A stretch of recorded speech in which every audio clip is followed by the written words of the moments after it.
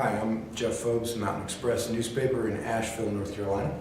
And we've been using Twitter as part of our news gathering and publishing operation for a little over a year now.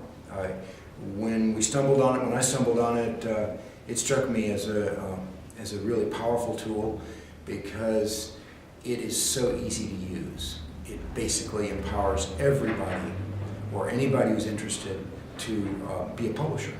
I mean, we used to have blogs which were fairly simple and gave everybody a chance to say their piece.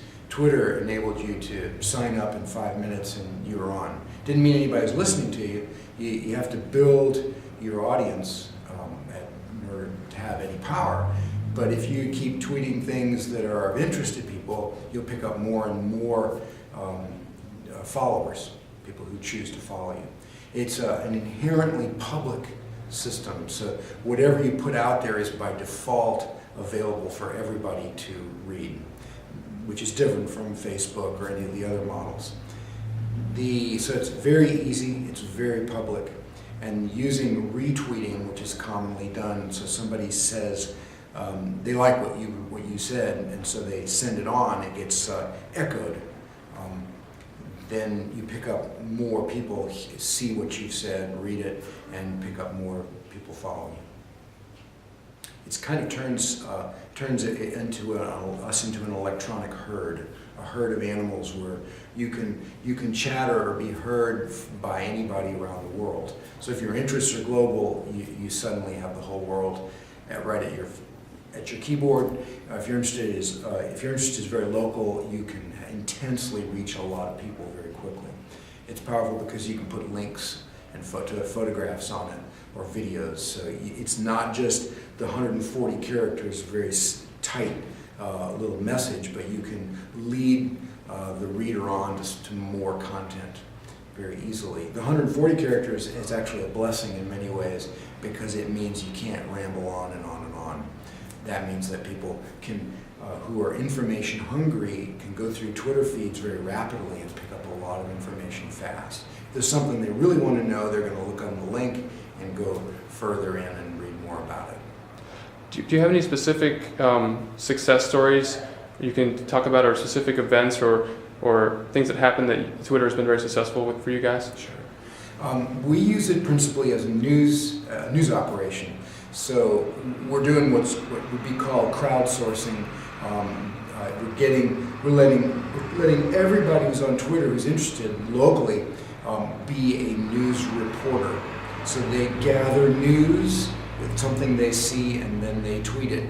And if we think it has some news value, we retweet it on our website as a piece of news. It's been particularly effective in traffic, if there's a traffic problem. Weather is once. Everybody's got something to say about the weather, so it's really easy to be a reporter about the weather. There's other things we've used it for. There was Amanda Palmer, a musician, came through a couple months ago and did sort of a flash concert in Pritchard Park. And that was kind of fun watching the small Twitter universe, local group of people spread that word really rapidly that Amanda Palmer was going to play, and suddenly there were people retweeting it and people were taking pictures and videos, and within an hour after that concert we had taken all those tweets, put them together and made a pretty good news story about it, complete with photographs and videos of her performance. And that was done by citizens acting as journalists. Additionally, I just would say this, beyond being reporters, citizens become editors and filterers. They put value on things that they see a value. And so then if you get a lot of retweets or people saying this is valuable to me or I think it's worth talking about, then you get an instant poll of what the community says is important to them or what they think is good or bad. We're a news gathering operation, and so we use it as crowdsourcing news. But businesses, I think, see the importance of Twitter because not as a news gathering, but suddenly word of mouth becomes a really powerful advertising tool. And Whereas before, the main outlet for getting the word out was advertising it in the media. And the media were the gatekeepers.